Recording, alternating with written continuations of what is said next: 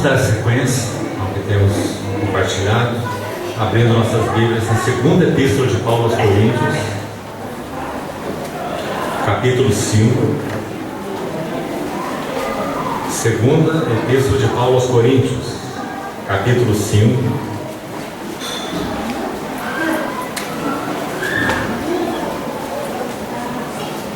Versos 16 e 17.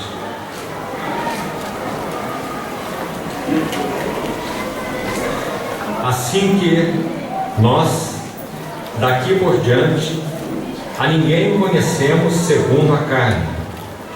E se antes conhecemos a Cristo segundo a carne, já agora não o conhecemos deste modo.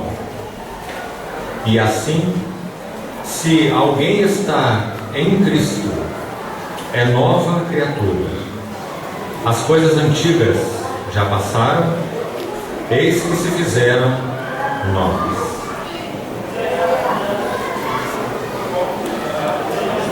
Epístola de Paulo aos Efésios, capítulo 2,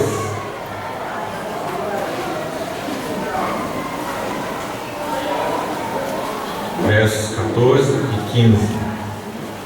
Efésios 2, verso 14. Porque Ele é a nossa paz, o qual de ambos fez um, e tendo derrubado a parede de separação que estava no meio, a inimizade, aboliu na sua carne a lei dos mandamentos na forma de ordenanças, para que dos dois criasse em si mesmo um novo homem, fazendo a paz. Vamos orar, uma vez.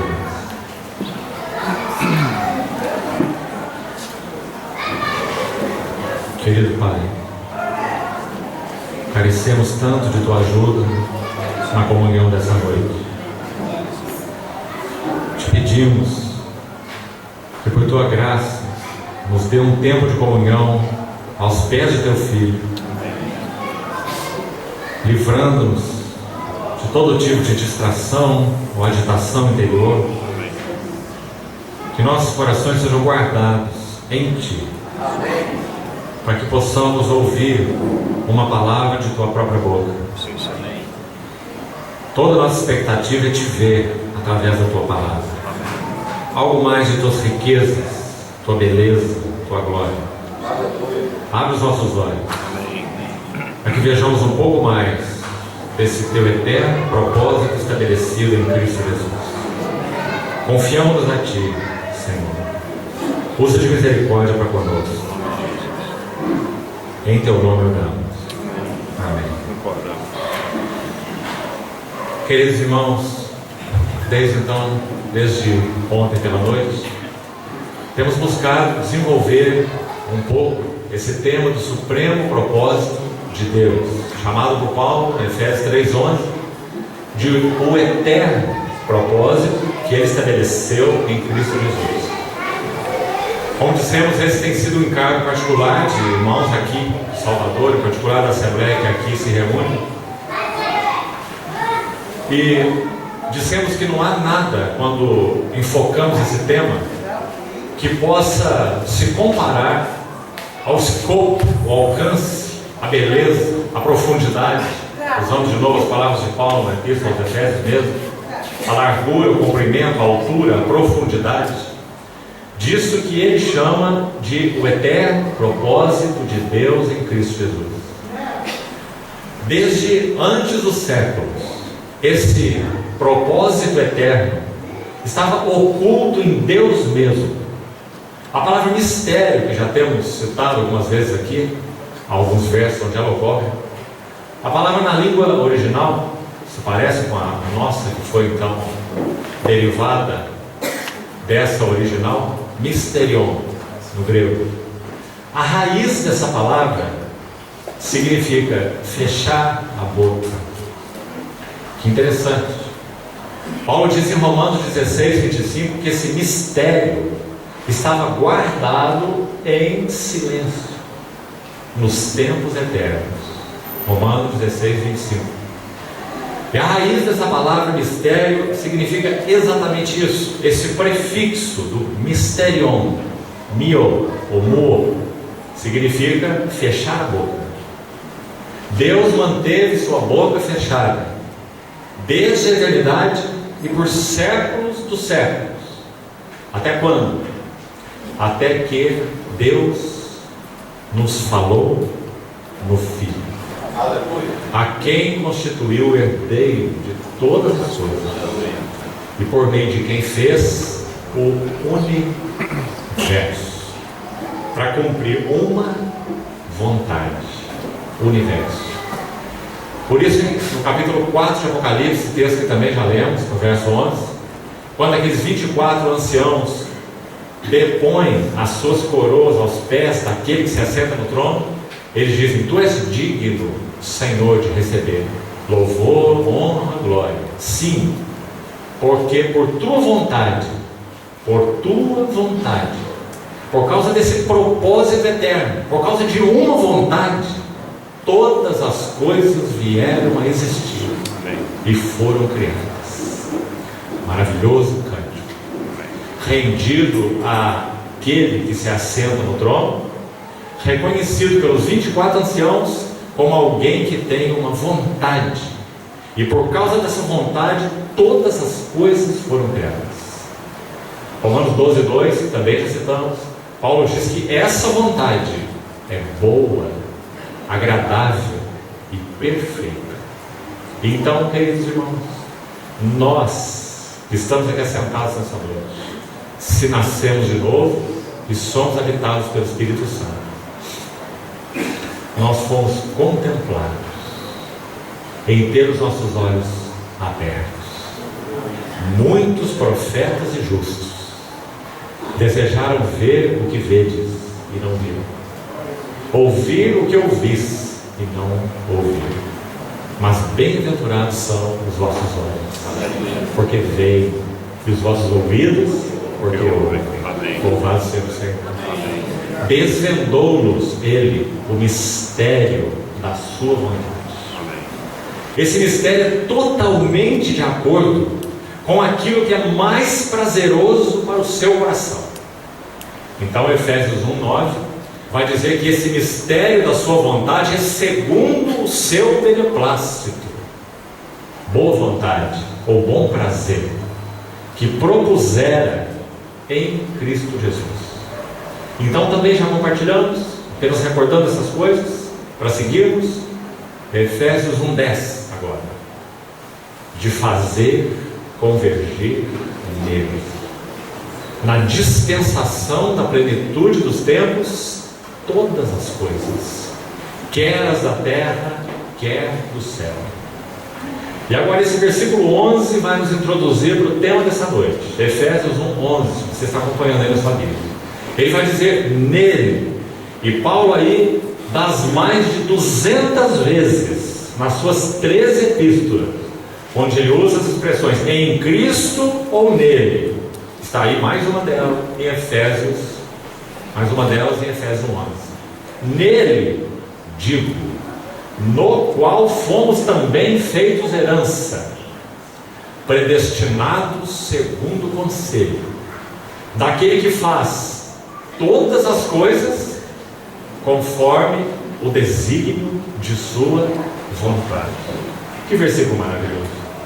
Porque se no versículo 10 a palavra se refere a Cristo ser aquele foco e centro dessa vontade, desse propósito eterno de Deus, para o qual confluirão todas as coisas, já dissemos que essa palavra anakephalaiomai ou anakephalaiostai, conforme o manuscrito consultado, é uma palavra importantíssima aí, uma enorme palavra na língua original, que tem um sentido, na verdade, muito simples. Foi traduzida aí por convergir. Um detalhe sobre ela que não comentamos: ela aparece uma única outra vez em todo o Novo Testamento. Sempre que isso acontece, nós precisamos tomar, por isso é importante você usar uma chave linguística, você usar uma concordância da língua original, como Strong, talvez seja a melhor delas, para você então estudar a palavra com mais atenção. Essa expressão de Efésios 1:10, traduzida por convergir na revista atualizada, que deve ser a maioria das versões aqui nessa noite, ela aparece uma única outra vez em todo o Novo Testamento, em Romanos 13:9. Quando Paulo, escrevendo aos Romanos, ele está dizendo que todos os preceitos da lei, eles se resumem em uma só coisa: amarás o Senhor teu Deus de todo o teu coração e ao próximo como ti mesmo. Então Paulo tomou todos os mandamentos da lei, reuniu todos eles, ajuntou e resumiu em um princípio: amarás o Senhor teu Deus. E a palavra é a mesma usada em Efésios 1:10, porque é isso que Deus vai fazer em Cristo.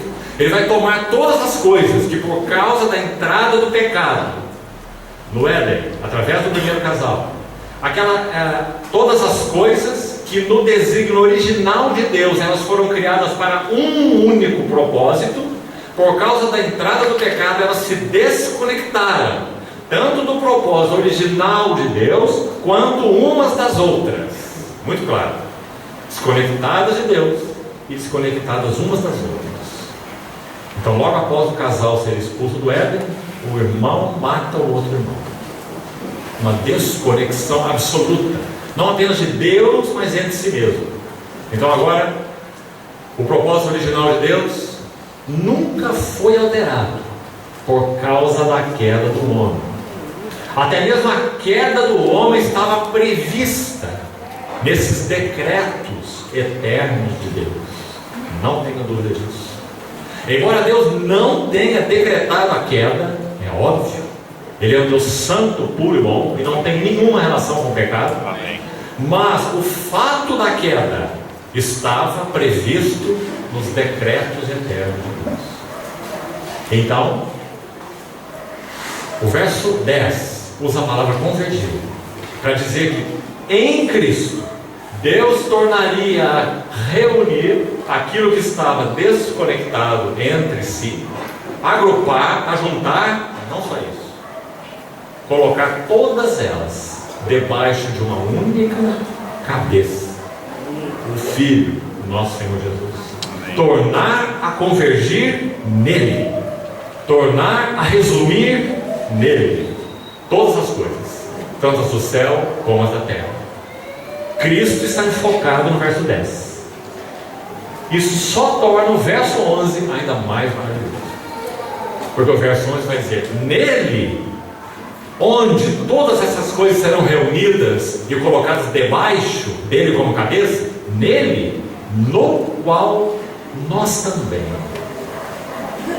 fomos feitos herança, predestinados segundo o propósito.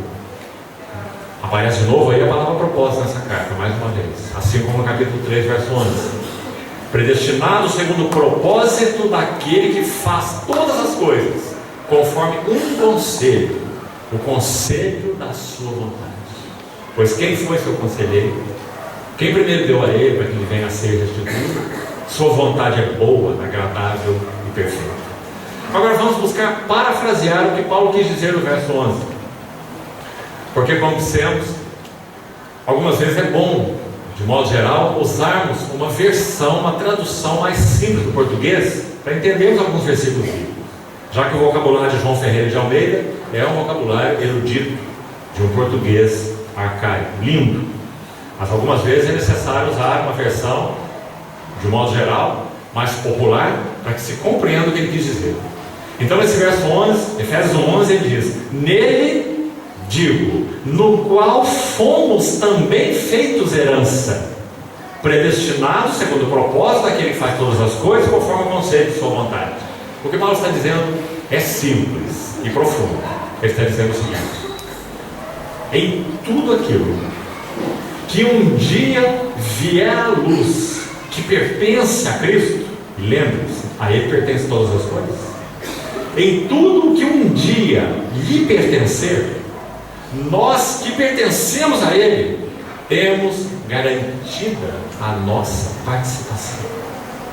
Esse é o sentido de nele fomos feitos herança. Agora, dando sequência a esse aspecto, nossa carga ainda para essa noite é sobre o apóstolo Paulo. Como Paulo viu a grandeza de Cristo E como Paulo viu nele, veja bem, a grandeza da igreja, unida a ele vitalmente e organicamente, no qual nós fomos então colocados pela fé. Grande é esse mistério, mas eu me refiro a Cristo e a igreja. Então aí no versículo 10 nós temos a glória de Cristo, em quem todas as coisas convergirão e serão resumidas.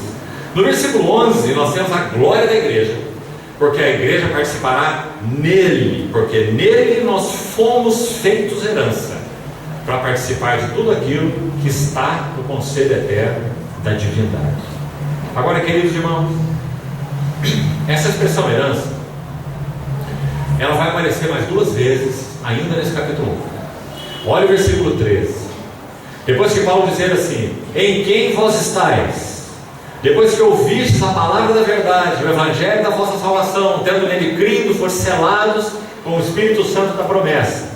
Verso 14: o qual é o penhor da nossa herança, até o resgate da sua propriedade em louvor da sua glória. Registre aí essa frase, nossa herança, e nós vamos ver por que ela é importante. Agora vá no versículo 18, ainda desse capítulo 1, e ali está escrito assim: iluminados os olhos do vosso coração, para saberdes qual é a esperança do seu chamamento e qual é a riqueza da glória da sua herança nos santos. Ficou claro aí? Visualize aí na sua Bíblia, verso 14 e verso 18, que nós temos 2 heranças aí. Uma é aquilo que Paulo chamou de penhor da nossa herança, até o resgate da sua propriedade. A outra é o que Paulo chamou no verso 18 de a sua herança. Qual é o sujeito por trás desse sua, irmão? Qual é? Deus, o Pai da glória. Então, olha a Bíblia com atenção. Vamos entender da maneira mais simples e didática esse versículo. Esse verso 18 não está falando de nossa herança, está falando de sua herança, porque o sujeito aí é Deus desde o versículo 15. Quando Paulo está dizendo que ele ora ao Deus de nosso Senhor Jesus Cristo, ao Pai da glória, veja quem é o sujeito aí, ele está aí, que ele, esse Deus e Pai do nosso Senhor, ele vos concede espírito de sabedoria e de revelação, e em fazendo isso, o que vai ocorrer? Nós vamos ter iluminados os olhos do nosso coração, para nós compreendermos qual é a esperança do seu chamamento. Se fosse o nosso que estivesse sendo referido aí, a palavra seria esperança do nosso chamamento. Mas é a esperança desse Deus que nos chamou. Qual é a esperança dele quando nos chamou? Qual é a esperança do seu chamamento? Então preste atenção, que isso é importante. Depois diz: e qual é a riqueza da glória da sua herança? A herança dele nos santos. Então aí nós temos 2 heranças. Vamos deixar isso claro. No versículo 14, nossa herança. No versículo 18, sua herança, a herança de Deus. Está claro isso? Agora vamos buscar entender isso com uma ilustração. Preste atenção nela, da própria Bíblia. O melhor lugar para se ilustrar a palavra de Deus é na própria palavra de Deus. Quando o povo saiu do Egito e foi em direção a Canaã, eles poderiam olhar para Canaã e dizer: lá está a nossa herança. Está absolutamente correto, não é? Se você ler os Salmos, você vai ver muitos dos Salmos que dizem exatamente isso, que Canaã era a herança do povo. Eles caminhavam para possuir aquela terra que eles podiam chamar, é a terra da nossa herança. Então, esse é um aspecto horizontal. O povo saiu do Egito, assim como nós saímos do mundo, pela graça de nosso Senhor, foram para o deserto e estavam caminhando debaixo da disciplina de Deus, sendo preparados para então entrar na herança deles, que eles podiam chamar de nossa herança. Vamos chamar isso de um processo horizontal, do Egito para Canaã, da escravidão para a posse da herança deles, nossa herança. Agora vamos olhar um ponto de vista vertical. Acompanhem para você não se perder. Do ponto de vista vertical funciona assim: foi Deus quem tirou o povo do Egito, apresentou para eles a herança deles, Canaã, que eles podiam chamar de nossa, figura do nosso Cristo.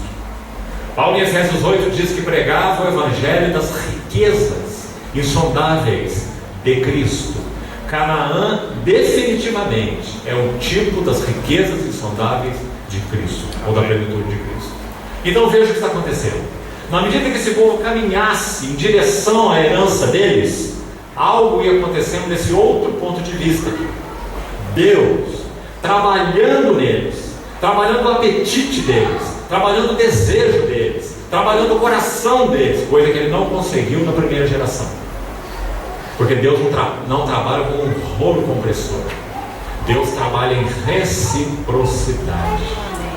Hoje, se ouvirdes a sua voz, não endureçais os vossos corações. Tão claro, Hebreus 3 e 4. Cita 3 vezes esse verso extraído do Salmo 95. Hoje, se ouvirdes sua voz, não endureçais os vossos corações. Então, enquanto esse povo caminhasse para possuir a herança deles, algo ia acontecendo aqui no outro eixo, no eixo vertical. Deus iria obter no seu povo a sua herança. Amém. Que coisa maravilhosa é essa, irmãos? Hoje o fato espiritual permanece. Deus nos apresentou Cristo, seu Cristo. Amém. A quem nós podemos chamar hoje de nosso Cristo. Amém. Terra da nossa herança, cheio de riquezas insondáveis. Amém. Que o Espírito Santo tem descortinado passo a passo e deslumbrado os nossos corações. Ó profundidade das riquezas. Amém. Na medida em que vamos possuindo essa terra, esse Cristo, sabe o que está acontecendo espiritualmente falando? Nós podemos dizer, nós estamos entrando na nossa herança. Cristo é a nossa herança. Estamos crescendo na graça e no conhecimento dele. Estamos sendo transformados de glória em glória na sua própria imagem. E sabe o que Deus está obtendo? Deus está obtendo a sua herança no santo. Amém. Qual é a herança de Deus no santo? Deus deseja ver seu filho Amém. no santo. Amém. Amados irmãos, como já falamos num dos tempos que tivemos juntos, o Pai é aficionado. Isso também é uma linda palavra, a nossa língua mesmo. Melhor que apaixonado, aficionado. Significa que ele não tem olhos para mais nada. Ele é aficionado pelo seu filho. Então ele nos apresenta o seu filho, para que buscando o seu filho, amando o seu filho, seguindo em direção ao seu filho, comendo das riquezas insondáveis do seu filho, algo vai acontecendo conosco. Nós vamos nos tornando semelhantes ao seu filho. E Deus vai obtendo a sua herança no sangue. Então Paulo diz, eu oro por vocês, para que vocês tenham os olhos do coração iluminados, para saberem qual é a riqueza da glória de sua herança no sangue. Ah, graças ao Senhor. Irmão, o Senhor é sábio. Nós podemos dizer que quando ele chamou o povo do Egito para Canaã, ele chamou o povo pelo estômago. Você concorda comigo? Amém. Ele disse assim, olha, vocês vão para uma terra que mana leite e mel. Amém. Vocês vão comer de olivais que não plantastes, e vão comer de vinhedos que também não plantastes, e vão até morar em casas que não construístes. Ou seja, tudo nele é pela graça. Amém. Então ele despertou nosso apetite, e nós vamos seguir nessa direção, e comendo leite, e comendo mel, e comendo, bebendo vinho, e desfrutando do azeite. Essa é a nossa terra, Cristo na sua palavra, revelado pelo seu Espírito. Mas nós às vezes não nos damos conta de que Deus na verdade não está interessado em matar nossa fome, não. Ele está interessado em ver seu Filho em nós. Amém. E Ele sabe que à medida que a nossa dieta for sendo mudada, Cristo vai sendo formado em nós. Amém. Irmão, o autor de Hebreus não poderia chamar essa salvação de outra maneira, senão uma tão grande salvação. Amém. Porque é uma salvação que alcança nosso espírito primeiro. Nós éramos trevas, mas de trevas resplandeceu luz, porque Ele disse que fosse assim. Amém. De trevas resplandecerá a luz. E Ele resplandeceu no nosso coração. E então essa salvação alcançou um terreno mais, tem alcançado um terreno mais, o terreno de nossas almas.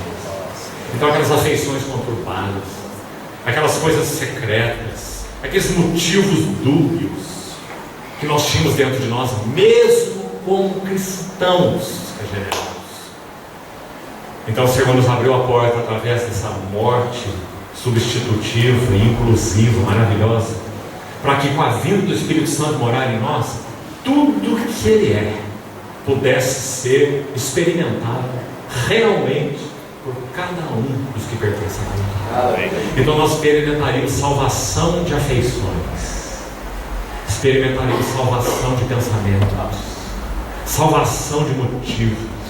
Nós cantamos um canto tão lindo nessa noite, o Salmo 19, que conclui dizendo assim: que as palavras dos meus lábios e o meditar do meu coração sejam agradáveis na tua presença, ó Senhor, rocha minha e redentor meu. Como isso é possível?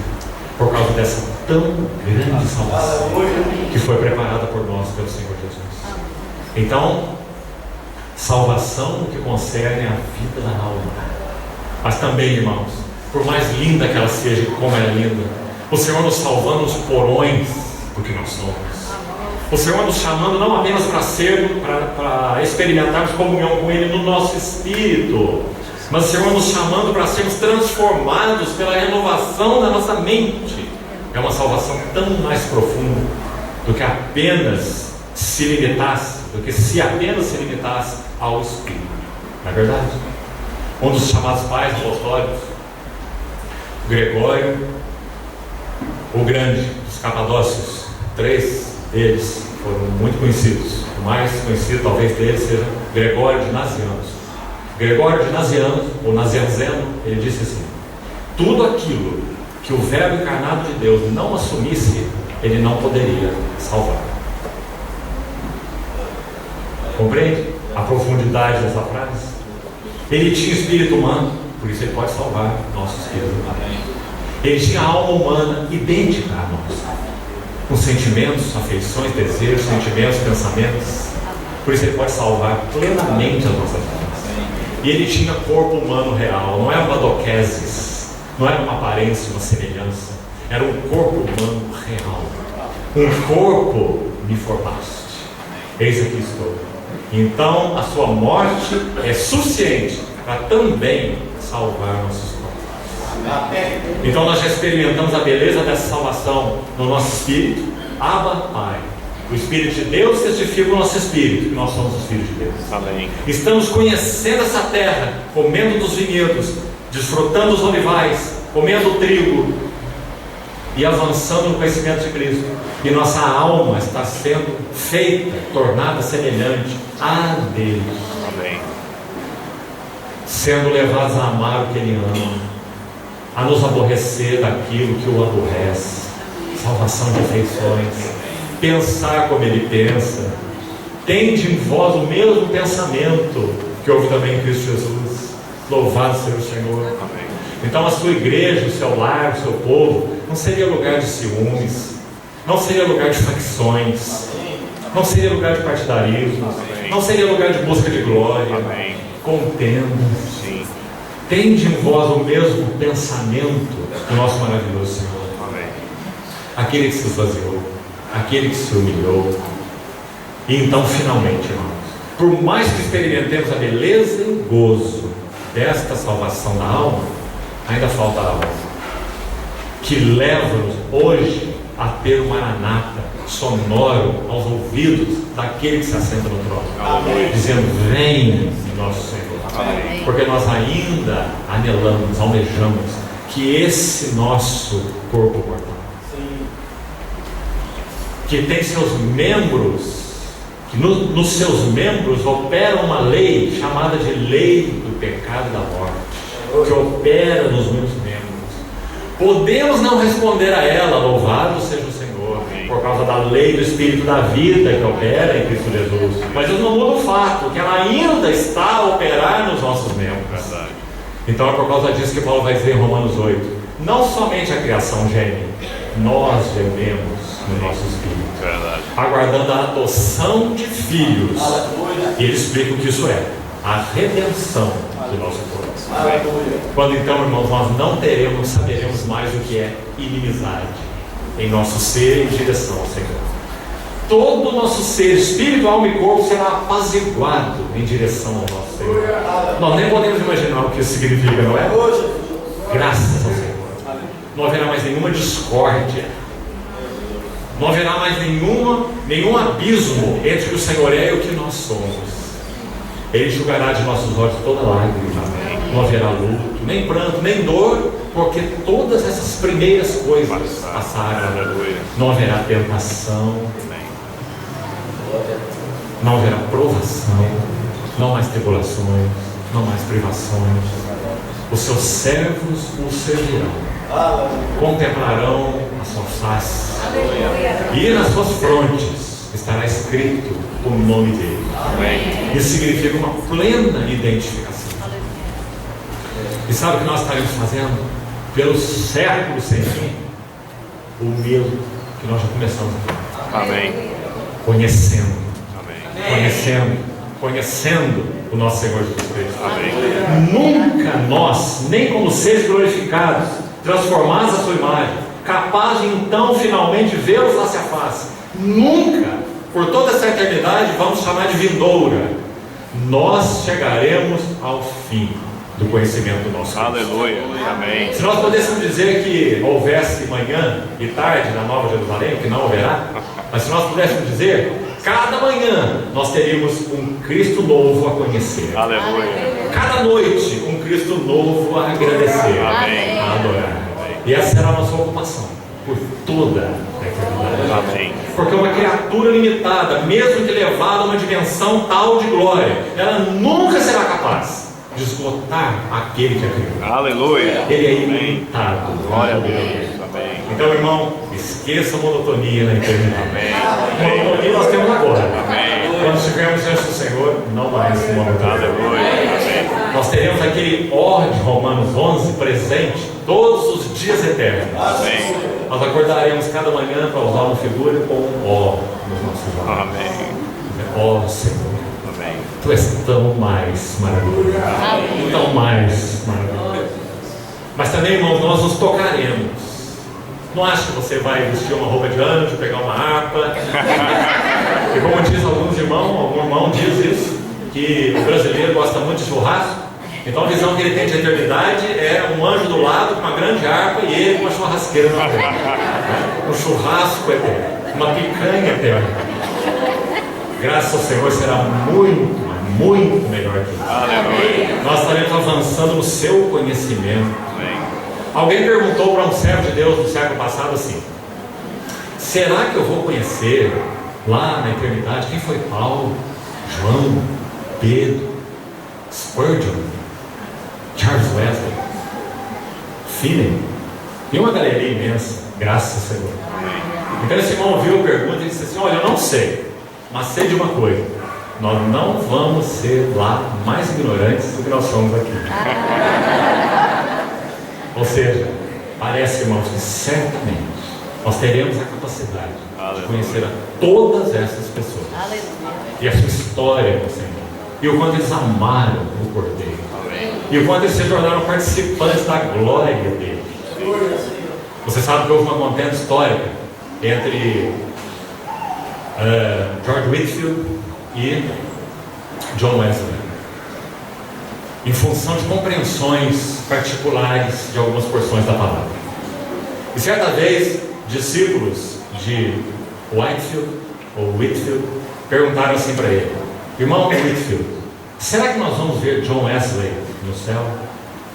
Porque John Wesley achava que de alguma maneira a salvação poderia ser perdida. E George Whitefield, de maneira nenhuma, concordava com esse argumento. Então eles disseram: Whitefield, será que nós vamos ver Wesley no céu? E ele respondeu assim: não. Seus discípulos devem ter ficado muito contentes. Realmente ele está nos ajudando aqui. Esse homem que fala aí que a salvação é grande, que a salvação é perdida, está errado mesmo. O próprio Whitefield acha que nem no céu estará. Talvez imaginassem isso. Mas então Whitefield acrescentou assim: John Wesley estará tão perto do trono e nós tão longe que nós não vamos vê-lo nem à distância. Apesar de ter com ele algumas discordâncias doutrinárias, Amém. ele sabia Amém. o quanto de Cristo estava formado na vida de John Wesley. Glória a Deus. Que maravilhoso. Amém. Que o Senhor nos ajude com essa missão. Ver a Cristo, conhecer a Cristo, contemplar a Cristo. É a chave do nosso chamamento, é a chave das Escrituras e é o supremo propósito de Deus. Contemplai-o e sereis iluminados, e os vossos rostos jamais sofrerão vexame, diz um dos salmos. Então, quão precioso é saber que Deus sempre teve, quando concebeu o seu propósito eterno, seu Filho glorioso como centro. Agora, saber que Ele uniu a esse centro a nós, então é duplamente maravilhoso. Nós viemos a participar com Ele. Nele nós fomos feitos herança e fomos predestinados segundo o propósito daquele que faz todas as coisas sem pedir conselhos para ninguém. Glória a Deus. Ou conforme o conselho da sua vontade. Então, inicialmente, vamos vamos destacar essas duas expressões tão lindas do capítulo 1. E pense mais sobre elas, olhe sobre elas. A nós, que nós estamos seguindo e perseguindo, porque o Espírito Santo tem nos estimulado a isso. É Ele é o motivo, é o Espírito Santo, é Ele que ama Cristo, é Ele que glorifica Cristo, é Ele que busca Cristo.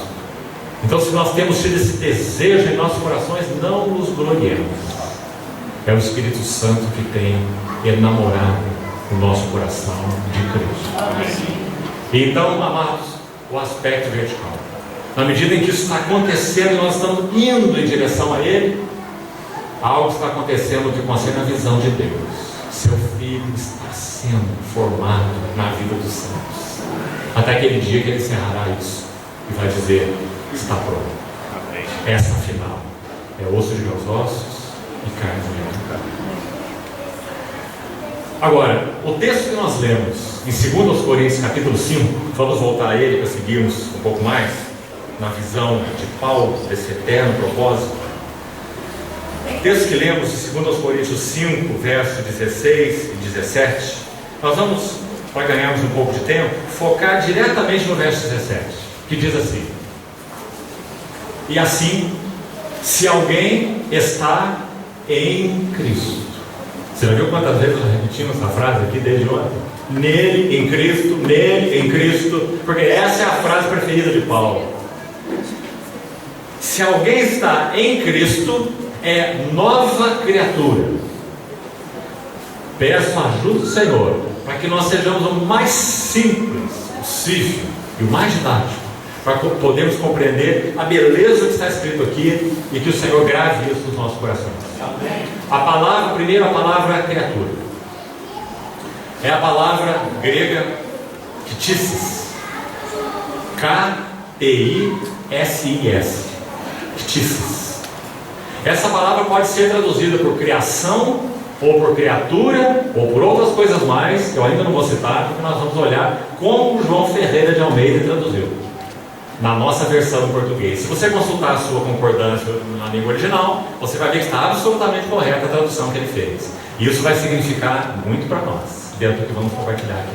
Então, primeiro, aquele que está em Cristo, todos nós que cremos no Senhor, pela operação do Espírito Santo, nós estamos em outro lugar que não seja em Cristo, em união com Cristo. Então, aquele que está em Cristo é uma nova criação, ou uma nova criatura. Então, a primeira coisa, irmão, não limite esse versículo a uma experiência individual. Também tem um sentido individual. Ou seja, nós poderíamos dizer assim, cada um de nós: quando o Espírito Santo me atraiu a Cristo, eu nele me tornei uma nova criatura. Está correto dizer isso. Mas nós vamos ver que a implicação desse versículo é infinitamente maior do que uma experiência pessoal, embora esteja correto dizer o que acabamos de dizer. Paulo está falando sobre uma mudança de posição que tem implicações profundas, espiritualmente falando, que nos inclui, mas obviamente não se limita à experiência de nenhum de nós. E nós vamos entender isso já já. Então, nova criatura, nova criação. Deixa aí marcado esse texto, já voltamos a ele. Abra, por favor, rapidamente, Romanos capítulo 1, porque aqui aparece a mesma palavra, ktisis, e você vai ver como ela foi traduzida nesse versículo. Romanos 1, 20. Porque os atributos invisíveis de Deus, assim o seu eterno poder, como também a sua própria divindade, claramente se reconhecem desde o princípio do mundo. E aqui a palavra é a mesma que encontramos traduzida por criatura lá em 2 Coríntios 5,17. Então, a palavra criatura de 2 Coríntios 5,17 poderia ser, o versículo poderia ter sido escrito assim: se alguém está em Cristo, é um novo princípio. Porque ktisis significa princípio. Isso é importante para nós. Se alguém está em Cristo, é um novo princípio. Ou está em um novo princípio. Vamos para mais uma tradução possível dessa palavra. E já vamos explicar tudo isso junto. Primeira Epístola de Pedro. Também aparece essa palavra. 1 Pedro, capítulo 2, verso 13.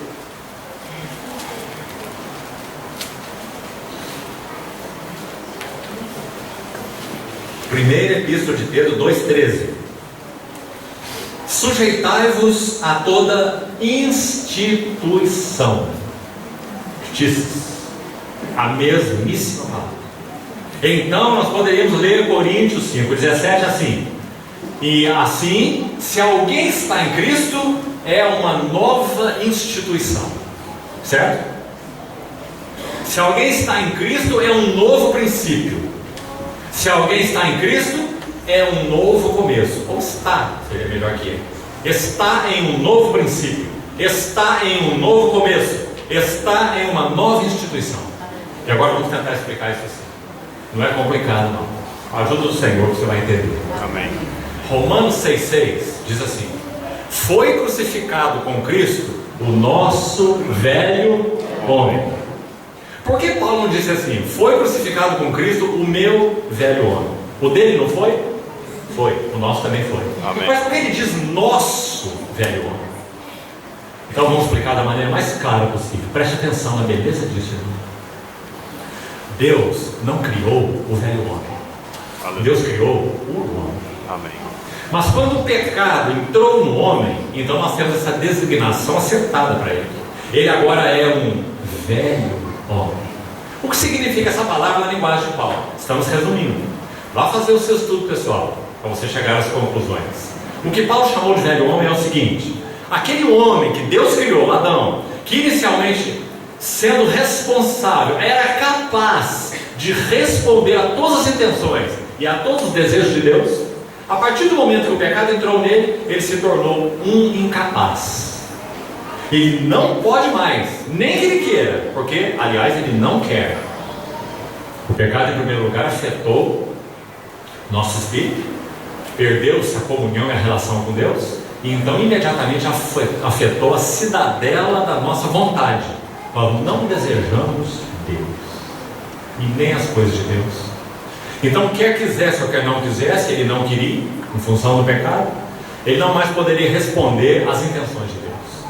Paulo chama isso de velho homem. Então, essa é a primeira coisa importante. Velho homem. Velho homem.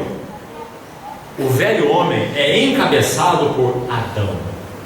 Por isso, em Romanos 5, Paulo faz um contraste de dois homens. Ele vai dizer que em Adão todos morrem, e Coríntios 15 também.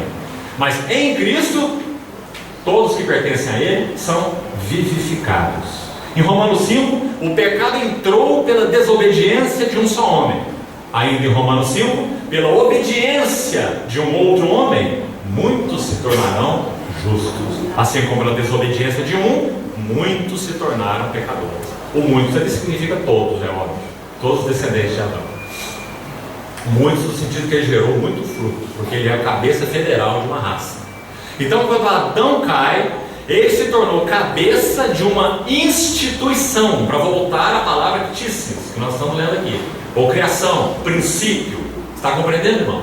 Adão se tornou cabeça de uma instituição, de um princípio. Como que Paulo chamou essa instituição? Velho homem. O que Deus fez? Então, em vindo a plenitude do tempo, Deus enviou o seu Filho, nascido de mulher, nascido sob a lei, para resgatar os que estavam debaixo da lei, para que recebêssemos a adoção de filho.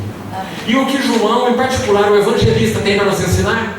Que quando o verbo, o Logos eterno de Deus, ninguém menos que Deus, seu Filho, o Filho de Deus, quando ele se faz homem, escute bem, nele Deus começa um novo princípio. Aleluia. Nele Deus começa uma nova instituição. Ele decreta aquela primeira instituição a falência absoluta. Amém. Essa velha instituição não tem reforma. Aleluia. Não tem conserto. Amém. Não tem lanternagem. Tem que ser trocado tudo. Amém. Então é melhor pôr esse carro no ferro velho. Verdade. Então Paulo vai dizer: foi crucificado. Veja a sentença para ele: morte. Acabou, encerrado. Foi crucificado com ele, o nosso. Esse nosso é tão importante aí, por causa dessa visão então do Tícias, da instituição, da criação, do princípio, como nós falamos. Foi crucificado com Cristo toda essa instituição, todo esse princípio. E agora, aquele que está, 2 Coríntios 5,17, e assim, se alguém está em união com Cristo, este é uma nova instituição. Amém. Este é uma nova criação. Então você viu que toca muito mais que as nossas experiências particulares. Sim. Está dizendo que em Cristo Deus iniciou uma nova instituição que tem Jesus Cristo como cabeça, e essa instituição está sendo incorporada por todos aqueles que creem no Senhor desde que Ele se revelou. E ela ainda não está completa. Será completa só no dia da sua vinda, mas ela já está criada. Ela já está estabelecida. Então por isso nós lemos Efésios 2,14. Ele, Jesus Cristo, aboliu na sua carne a lei dos mandamentos que constava de ordenanças, para que dos dois, escute essa palavra importante, criasse. Ele criou o que antes não havia, para que dos dois criasse em si mesmo um novo homem. Amém. Fazendo a paz. Amém. E agora nós temos o contraste entre velho homem e novo homem. E agora fica claro. Amém. O velho homem é encabeçado por esse cabeça federal chamado Adão. E por natureza todos nós nascemos nessa instituição. E somos pecadores. O que aconteceu conosco? Primeiro, o que Deus fez com Cristo. No seu Filho se faz carne, para que o homem imiscuído, misturado nessa instituição da qual ele nunca poderia se libertar, o nosso Senhor Jesus se faz semelhante a nós, ou seja, ele assume natureza humana integral. Senão não haveria nenhuma relação entre o Cristo encarnado e a velha instituição. Você está compreendendo? Por isso nosso Salvador não poderia ser um anjo. Amém. Porque não há nenhuma relação dos anjos com essa velha criação. Verdade. Certo, irmão?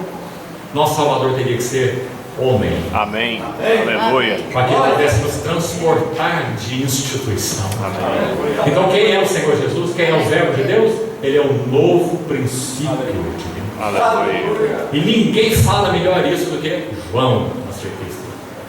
Me permito usar uma figura aqui com reverência, mas acho que vai nos ajudar a entender algo. Sabe como João nos apresenta o Senhor Jesus? Como alguém que está como que pendurado entre o céu e a terra. Essa é uma visão linda e nítida no Evangelho de João. Escute o que o Senhor disse a Nicodemos, como João registra.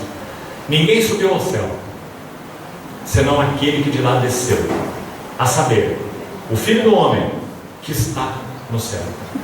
E podemos ter olhado para o Senhor assim. O Filho do Homem está no céu. Eu estou conversando com ele, se é que ele é o Filho do Homem mesmo, não é? O Filho do Homem que está no céu.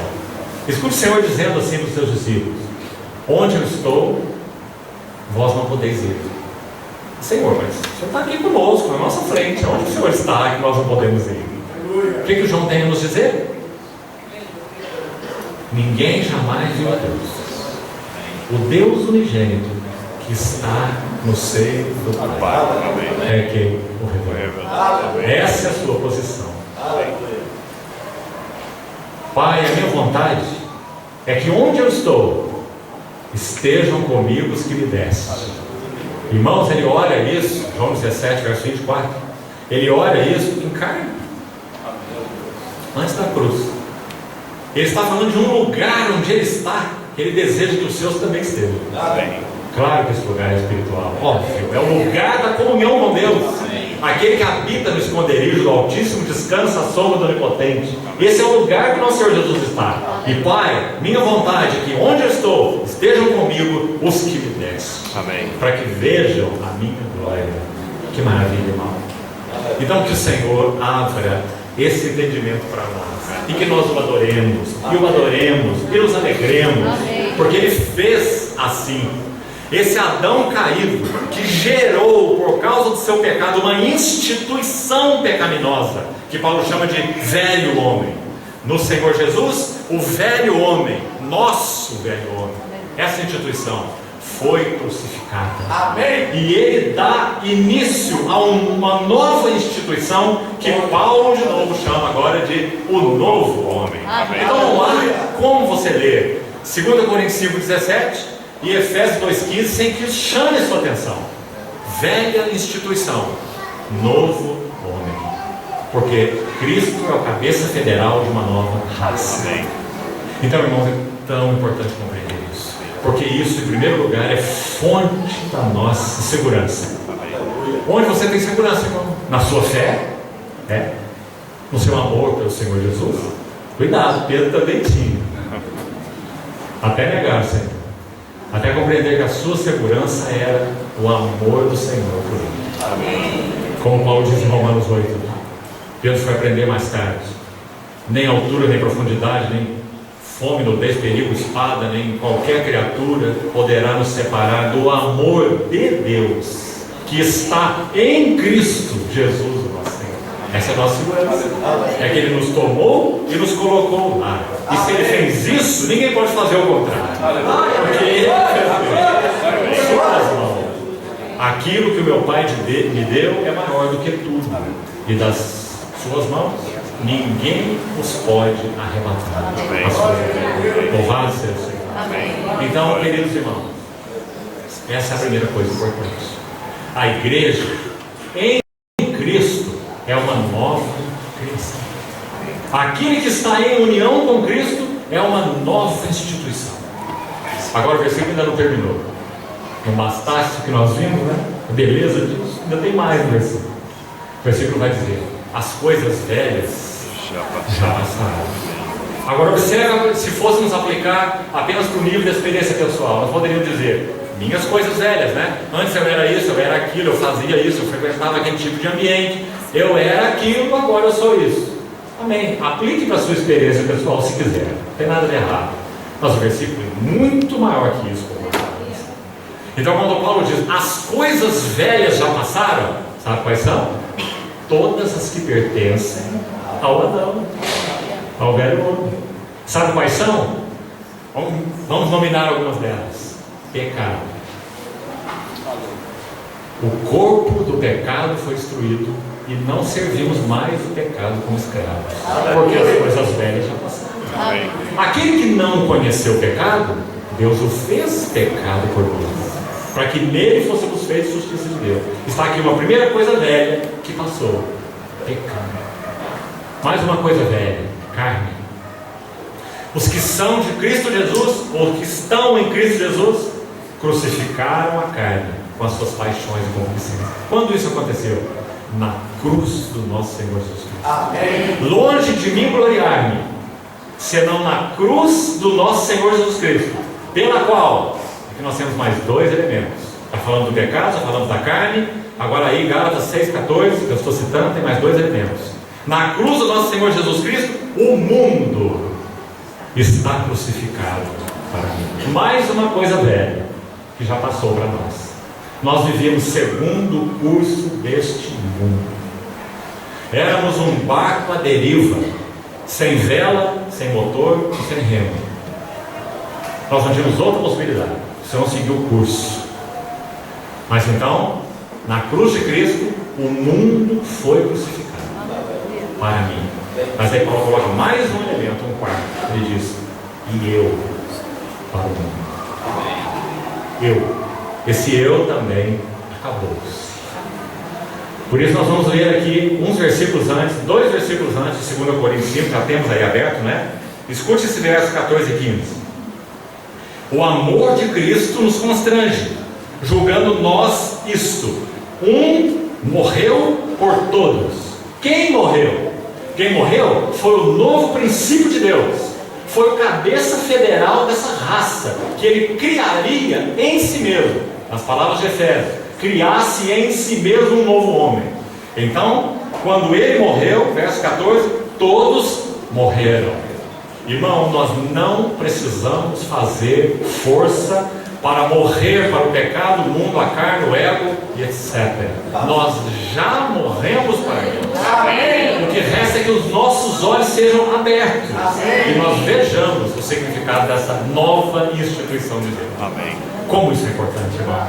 Porque nós podemos ficar lutando com pecados, por exemplo, quem sabe com paixões da nossa carne, a vida toda sem libertação. Mas o dia que os nossos olhos forem abertos, para nós vermos o significado desse velho homem, desse novo homem, desse estar em Cristo e ser nele uma nova criação, amado irmão, pelo Espírito Santo, o poder do que ele realizou, instituindo essa nova criação, se torna automaticamente nosso. Um livro que provocou certa convulsão, não questionamento, porque ele é muito claro, mas certa convulsão no meio do povo do Senhor, desde que ele foi lançado. Quando ele foi lançado, principalmente, talvez hoje não mais. Certamente vários irmãos aqui já leram esse livro. Um livro do irmão Otmani, que se chama A Vida que Vence. Muitos leram esse livro e dizem, não é possível. Porque esse irmão está dizendo que a vida cristã normal é normal só para ele. Porque ele chega a usar uma figura assim. Quando uma partida está sendo disputada, ou ele usa a figura de uma arena. Um outro irmão usou a figura de uma partida, para tentar explicar a mesma coisa. Quando uma luta está sendo disputada na arena, a nossa posição não é entrar na luta para tentar obter a vitória. A nossa posição é ficar assentado na arquibancada e observar o vencedor obtendo a vitória. Amém. Então isso de alguma maneira chocou muitos irmãos, como dizendo, mas como assim? Então não há nenhuma luta contra o pecado, não há nenhuma luta contra as paixões da carne. Esta é a luta. Sabe qual é a nossa luta? A luta é para sentar na arquibancada. Essa é a luta. Porque o nosso desejo é entrar na arena. E todas as vezes que entramos na arena, nós perdemos a luta. Se nós assentamos na arquibancada e vemos quem é esse vencedor com V maiúsculo, esse que triunfou, esse que debolou todos os seus inimigos. Louvado seja o nome do Senhor. Então é isso que Paulo está ensinando aqui. Se alguém está em união com Cristo, é uma nova criação, uma nova instituição. As coisas velhas, todas que pertencem ao velho homem, já passaram. Agora ele volta para cá. Eis que tudo nele, nesse novo homem, princípio de uma nova instituição, nele tudo se fez novo. Nós sabemos disso, não sabemos? Aquilo que nós tínhamos e éramos no velho homem não tem nada a ver com o que nós somos e temos hoje no novo homem. Tudo se fez novo. Isso começou no dia que o Senhor disse para nós, ou com relação a nós, de trevas resplandeça a luz. E ele resplandeceu nos nossos corações. Amém. Que maravilha, irmão. Isso continua acontecendo, esse milagre diante dos nossos olhos a todo momento. Pessoas se rendendo ao Senhor por causa da glória do Evangelho, do nosso Senhor. Então Paulo faz o contraste dessas duas instituições. Vamos dar mais um passo e aí já vamos concluindo. Vamos para Efésios agora. Ou melhor, vamos para 1 Coríntios, capítulo 15. São tantos textos que às vezes não sabemos para onde que vamos. 1 Coríntios, capítulo 15.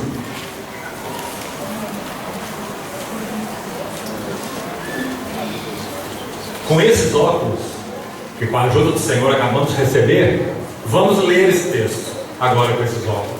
O velho homem, o novo homem. A velha instituição, a nova instituição. Adão, cabeça federal dessa raça caída. Cristo, cabeça federal dessa raça renovada.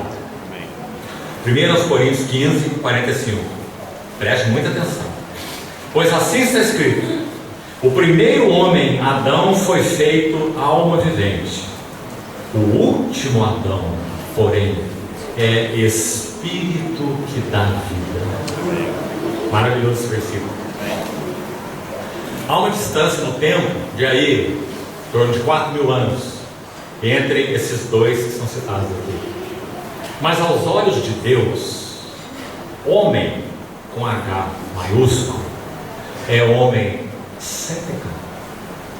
Entendeu? Deus criou Adão sem pecado. Então esse foi o primeiro homem. Ele poderia refletir a imagem de Deus, ele poderia representar Deus, deveria. Ele poderia viver uma vida de ininterrupta comunhão com Deus. Ele poderia obedecer a Deus, comendo o fruto da vida e ganhando uma dimensão de comunhão que até então não tinha. Deixaria de ser uma comunhão na viração do dia, o chá da tarde em inglês. O Senhor descia no jardim para ter comunhão com o homem no fim da tarde, na viração do dia. E passaria a ser uma comunhão interior, uma comunhão íntima, uma comunhão de vida, da qual ele nunca participou. Mas ele tinha esse potencial, até que ele caiu. E então o segundo homem de Deus, o Senhor Jesus, ele recebe 2 títulos, sem dúvida conhecidos, irmãos. Mas quero falar um pouco sobre eles. O primeiro nós acabamos de ler: nosso Senhor Jesus Cristo é o último Adão. Amém. Que interessante esse título. No versículo 47 diz assim: o primeiro homem formado da terra é terreno. Agora olhem com atenção: o segundo homem é do céu. E aí, como nós falamos, entre Adão e Cristo houve milhares de homens, mas não para Deus. Para Deus, entre Adão e Cristo não houve homem nenhum, porque homem para Deus é homem sem pecado, é homem que pode responder ao seu coração, aos seus desejos, à sua vontade. Adão poderia e Cristo poderia. Então, quando o Verbo se fez carne, ele foi provado nos mesmos pontos em que o primeiro homem foi provado, porque o inimigo de Deus obteve vitória no primeiro homem. Agora, o Verbo eterno, Satanás, sabe que ele é o Filho gerado de Deus. Que temos os demônios, em uma ocasião específica, quando expostos pelo nosso Senhor, disseram assim: que temos nós contigo, Filho de Deus? Vieste para perdermos? Ele sabia muito bem quem ele era. Mas esse Filho de Deus eterno agora assume natureza humana, idêntica à que Adão teve. Então agora o inimigo se apresenta de novo. Derrubou o primeiro, quem sabe ele pode derrubar o segundo. Há uma possibilidade. Então ele vai colocá-lo debaixo de tentações reais.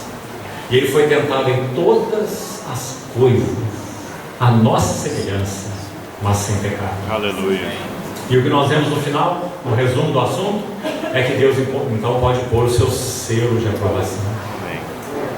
Quando então ele conclui aquele período de tentação, dizendo assim: só ao Senhor teu Deus adorarás, e só a Ele darás culto. Então o Pai coloca nele seu selo de aprovação.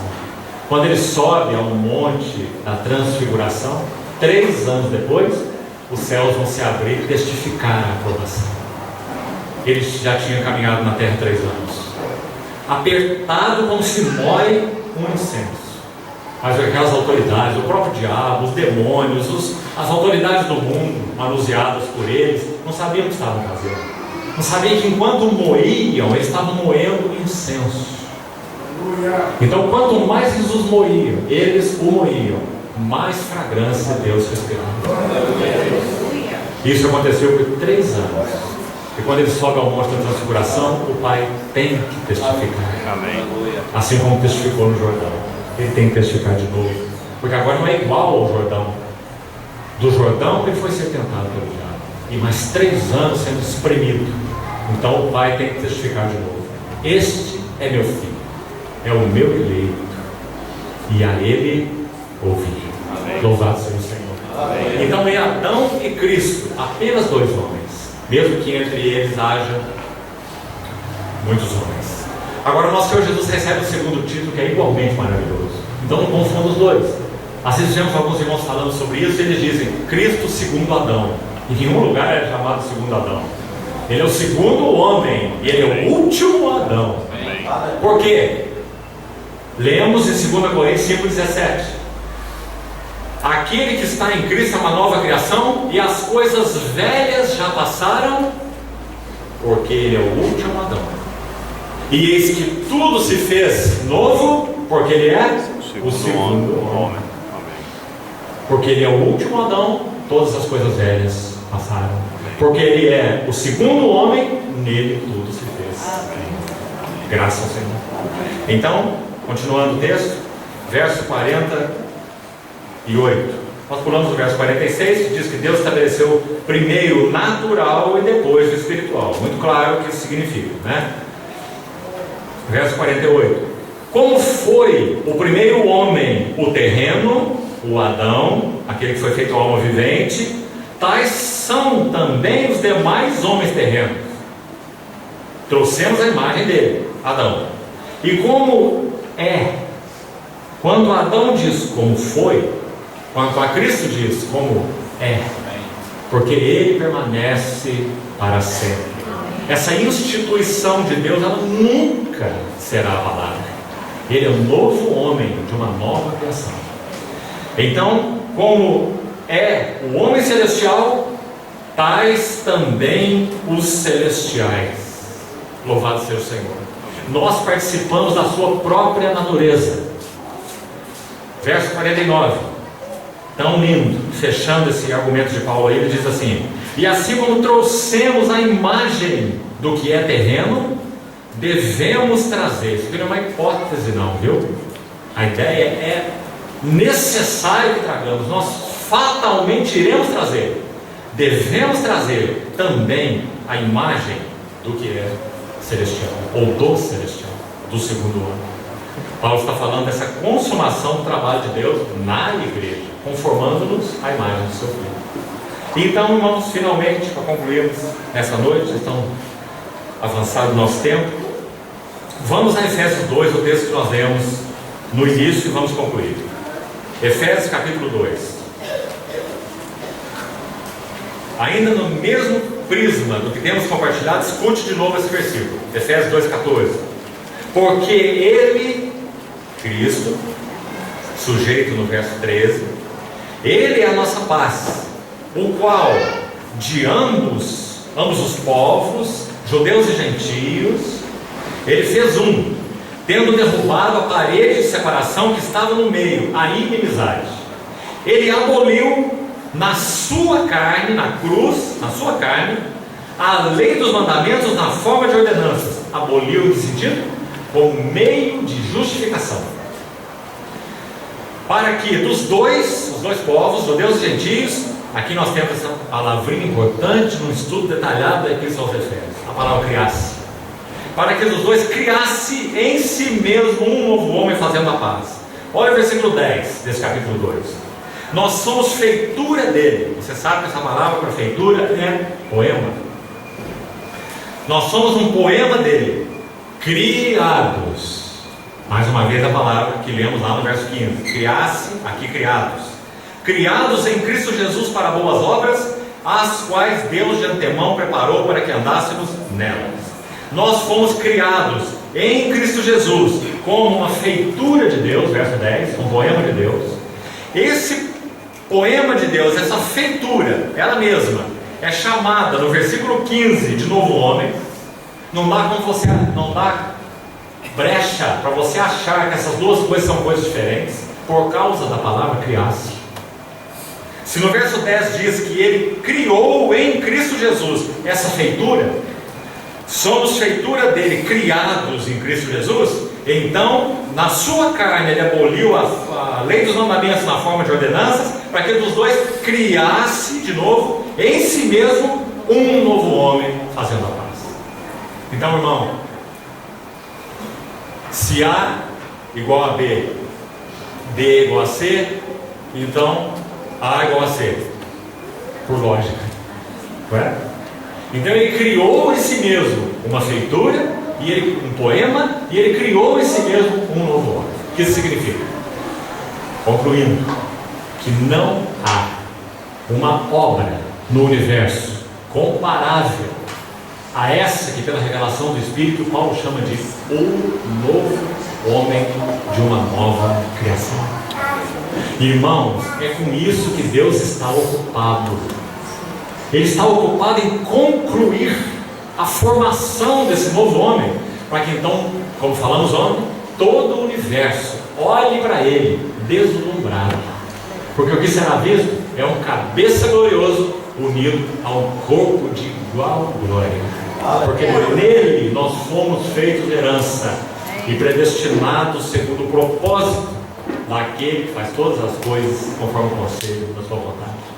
E para de novo usar as palavras de Paulo, esse é o que ele chama de mistério guardado em silêncio nos tempos eternos, de Romanos 16, 25. Que mistério é esse? É que Deus planejou ter um novo homem de uma nova criação. Louvado seja o seu nome. Então, criasse em si mesmo um novo homem fazendo a paz. E agora, só há uma outra menção em Efésios dessa frase novo homem, e com ela nós vamos terminar. Por favor, vá para o capítulo 4, verso 24, e vamos entender como que um versículo se relaciona com o outro.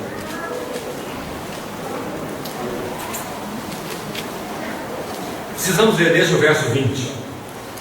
Mas não foi assim que aprendestes Cristo. Vamos tirar o A e vamos tirar o D das nossas traduções, porque no original não há nem D. O versículo então é assim: não foi assim que aprendestes Cristo. Muito mais significativo. Se você tem um professor que dá uma aula de física, então você vai aprender do professor a física que ele pode ensinar. Você não pode dizer assim: na aula de hoje eu aprendi o professor ou ao professor, não é? Nós não aprendemos o professor, nós aprendemos a matéria. Mas na escola de Cristo é diferente. Na escola de Cristo nós não aprendemos doutrina, nós não aprendemos matérias, nós aprendemos Cristo. Sabe por quê?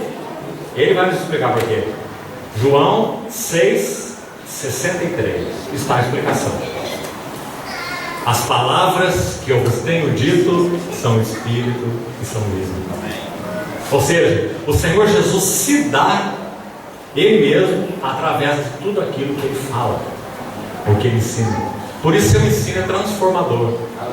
Irmão, meditar sobre a vida humana do Senhor Jesus é uma das coisas mais gloriosas que nós podemos fazer. Deixa eu citar um relato para você, já voltamos para cá. Vai dormir na sua cadeira. Certa vez uma escolta de soldados foi mandada para prender o nosso Senhor Jesus. Eles tinham uma missão. Eles poderiam ser degolados se não cumprissem essa missão. Eles são subordinados, eles são soldados. Eles foram enviados. Então quem sabe vestiram lá a sua armadura, pegaram seus cacetetes, suas espadas, vamos lá trazer esse impostor, Jesus de Nazaré. Chegaram onde ele estava ensinando. E eles pararam. Não deviam ter parado. Mas já que eles pararam, ouviram. E ouviram. Não tiraram seus cacetetes nem suas espadas assim. Aí aquele grupo de enviados, imaginem essa história, parece cômico, não? Aquela escolta dos soldados volta com as suas autoridades, eles olham para eles assim: mas e aí? Onde está o homem? E a resposta que eles têm para dizer é assim: ninguém jamais falou como esse homem. As palavras que eu vos tenho dito são espírito e são vida. Você quer ver uma outra situação? Mais uma escolta é mandada para prender o Senhor. E chega no Getsemane, onde ele estava orando. Então nosso Senhor se adianta aos seus discípulos, porque Ele protege suas ovelhas. Aleluia. Então aquela escolta, ele é alguém tão comum que eles não conhecem. Então nosso Senhor pergunta para eles: a quem buscais? E eles respondem: a Jesus, o Nazareno. Então ele diz: eu sou. E quando ele diz, todos recuaram e caíram por terra. Amém. Que homem maravilhoso. O verbo que se fez carne. Aleluia. Ele está dizendo para eles com uma palavra: vocês todos poderão ser terminados, porque ninguém tira a minha vida. Eu espontaneamente amo. Maravilha, irmão. Foi por isso que o verbo se fez carne. Se o grão de trigo, é assim que ele se via, se ele caísse na terra e apenas falasse, ensinasse, curasse, expulsasse demônios, ele ainda ficaria só. Mas ele caiu na terra para morrer, e morrendo ele produziu muito fruto. Então Paulo vai escrever para os Efésios. Nem Paulo, nem os Efésios sabiam nada sobre o Cristo encarnado. Paulo já viu o Cristo glorificado na estrada da Damasco, e os Efésios não viram nada. Eles ouviram o Evangelho. Agora olha o que Paulo está dizendo. Ele está dizendo para eles que eles aprenderam Cristo. Que maravilhoso, irmão. Ele está dizendo que quando ele entrou em Éfeso, ele não tinha doutrinas para ensinar, nova filosofia, ideias, especulações, etc. Ele diz que ele entrou em Éfeso e ministrou Cristo.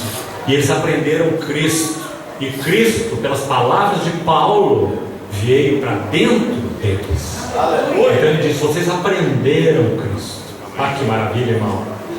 As pessoas que estão ao nosso redor, começando de nossa esposa, nosso marido, nossos filhos, os irmãos com os quais nos reunimos. Nós temos aqui hoje alguns alunos do seminário.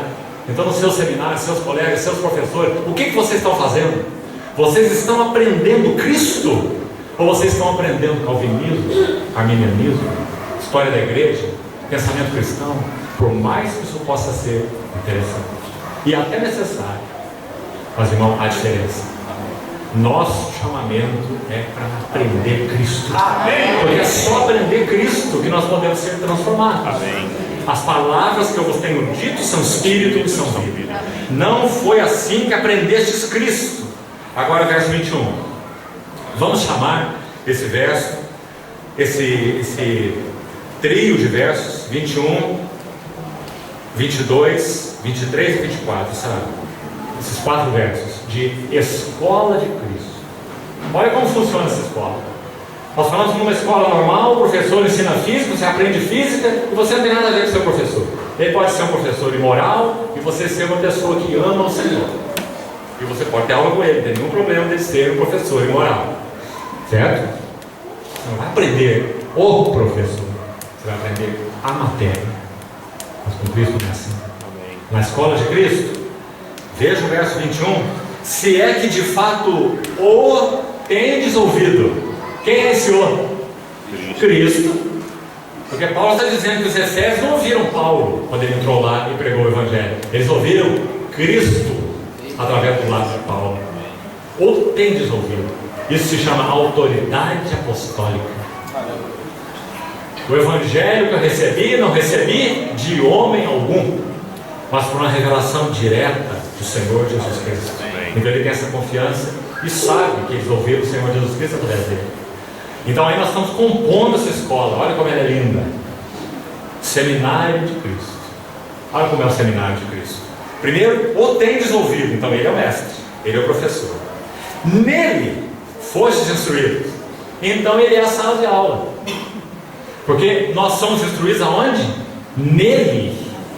Ele tem que ser o ambiente. Irmãos, quando nós nos reunimos como igreja, nós precisamos saber o que é reunir nele. Sabe por quê? Porque nós podemos reunir em nós. Nós podemos reunir na carne. Os coríntios reuniam. E Paulo diz: vocês reúnem para pior e não para melhor. Lembra-se? Isso não é reunir em Cristo.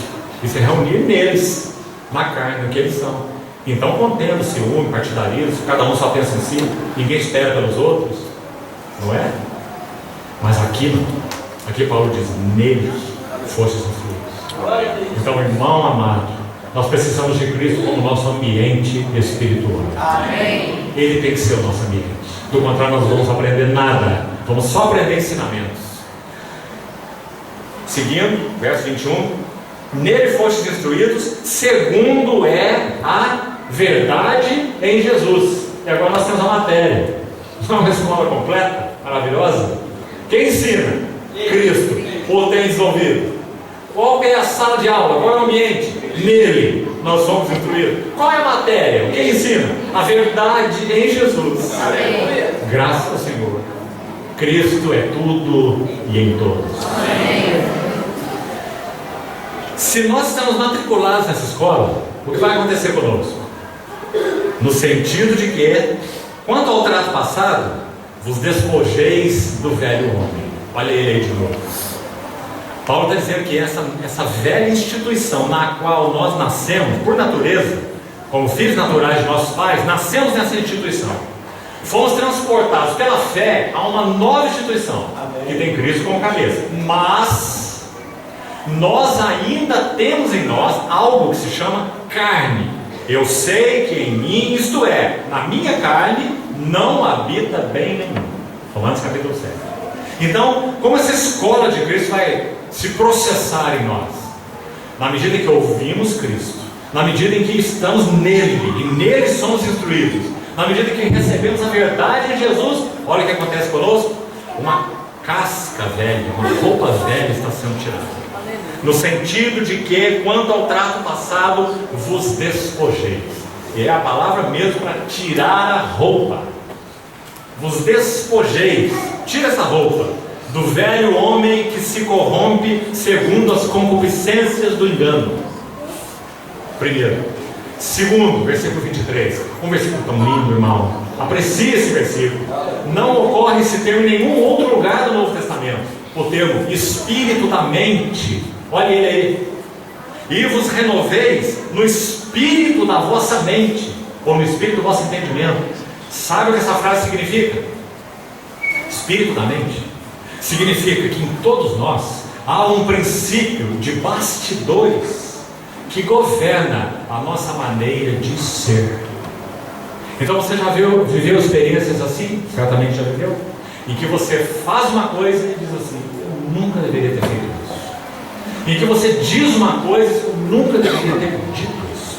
Em que você reage de uma determinada maneira, quem sabe dentro do teu contexto conjugal. Você reage com a tua esposa, você reage com o seu marido, e você tem então aquele profundo arrependimento. E dizer: mas de onde isso veio? Né? Eu não queria, eu não podia ter reagido dessa maneira. Espírito do vosso entendimento. Quando o pecado entrou em nós, ele criou um princípio por trás das cenas. Você já viu quando os atores estão representando no palco? Tem aquele que fica ditando o texto para os atores não se perderem, né? Por isso tem aquela cabanazinha lá no meio do palco, não é isso? Que é fechada para a plateia e aberta para quem está no palco. Lá fica o coordenador lá, que vai dando as frases ali, se porventura alguém esquecer, né? Fica lá escondido lá nos bastidores, mas ele está ditando as regras todas ali, controlando e coordenando tudo. Esse é o espírito da mente. Que coisa maravilhosa saber que o nosso Senhor Jesus, nessa obra completa que Ele realizou, nesse novo homem que Ele instituiu, Ele é capaz, pelo seu Espírito Santo e pela sua palavra, de renovar o princípio dos bastidores. Amém.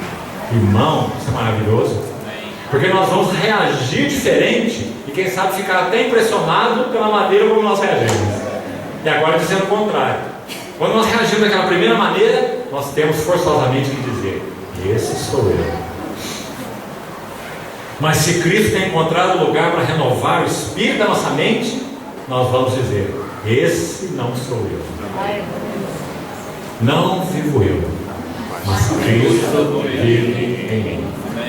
Então diz: os renoveis no espírito do vosso entendimento. E aí ele completa. Aqui vamos terminar também. Finalmente ele vai dizer: e vos revistais. Processo completo, né? Olha as três palavras: despojeis, renoveis, revistais. E vos revistais de quem? Desse que em Cristo foi a instituição que Deus criou. Digamos, isso é objetivo. Acho que são as melhores palavras que podemos usar aqui.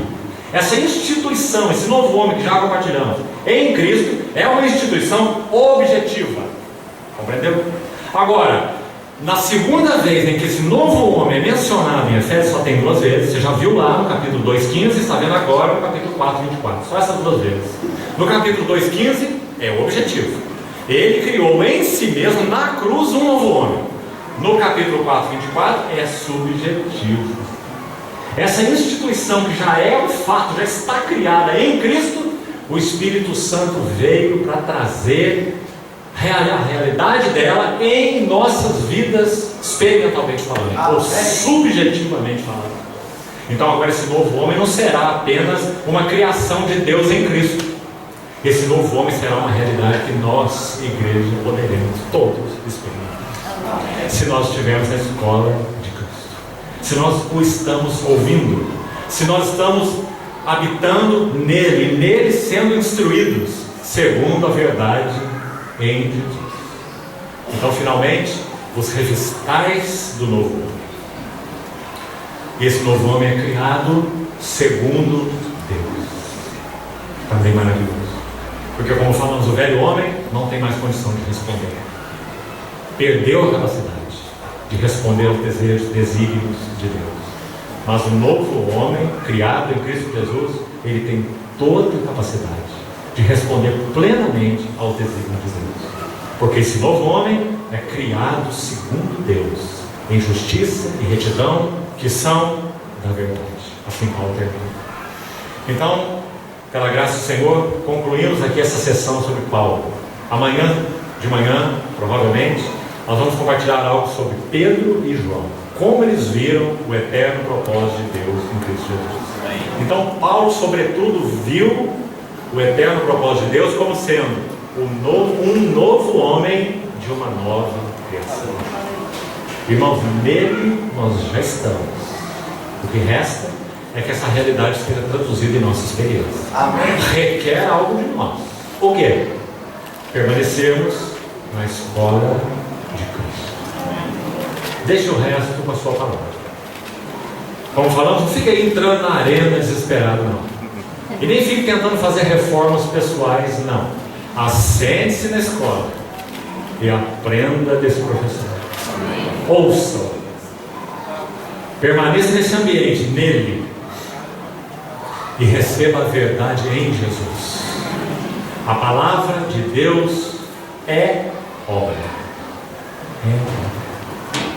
Ela é viva e eficaz. Parece que nós demoramos muito como cristãos para aprender isso. Nós achamos que a obra de Deus é aquilo que fazemos para Deus. A palavra de Deus é obra. Tudo que Ele faz por meio da sua palavra. Tudo que Ele quer de nós é que nós ouçamos a sua palavra. Porque Ele sabe que a sua palavra vai nos fazer iguais a Ele. E vai nos tornar capazes de responder a tudo que Ele deseja. Ele e nós seremos um, se nós dermos lugar à sua palavra no nosso coração. Porque a palavra de Deus é viva e eficaz. Mais importante que qualquer espada de Deus. Ela vai lá no departamento secreto, sonda mentes e propósitos do coração. Graças ao Senhor. Amém. Ela nos introduz esse descanso em Cristo. Vamos agradecer ao Senhor por esse tempo que tivemos juntos e continuarmos, como tem sido dito, diante dele, aos seus pés, para que em sua bondade e fidelidade Ele continue mantendo os céus abertos diante de nós, para que possamos ver. Senhor, encomendamos uma vez mais a Ti, Tua palavra compartilhada e as nossas vidas. Te pedimos que o Senhor faça uma mistura entre esses dois. Mistura a Tua palavra com as nossas vidas. Que nossos corações a retenham, a entesourem, e que sejamos, Senhor, feitos semelhantes a Ti, por guardar a Tua palavra. Senhor, ensina-nos mais a respeito desse Teu supremo propósito, por revelação. Dá-nos clareza espiritual, Senhor, para que nossa fé e vivência em Ti não sejam abaladas. Ajuda-nos a permanecer em Tua escola, Senhor, e tira aquilo em nós que é desagradável a Ti. Renova-nos no espírito mesmo da nossa mente. E nos reveste do novo homem que tu criaste. Nos confiamos, Senhor, às tuas mãos. Amém. Muito obrigado por tal graça, Amém. porque o Senhor tudo fez. Glória a Deus. Abre nossos olhos para que possamos ver, Senhor. Glória. Te pedimos, agradecidos, em teu precioso nome. Amém. Amém.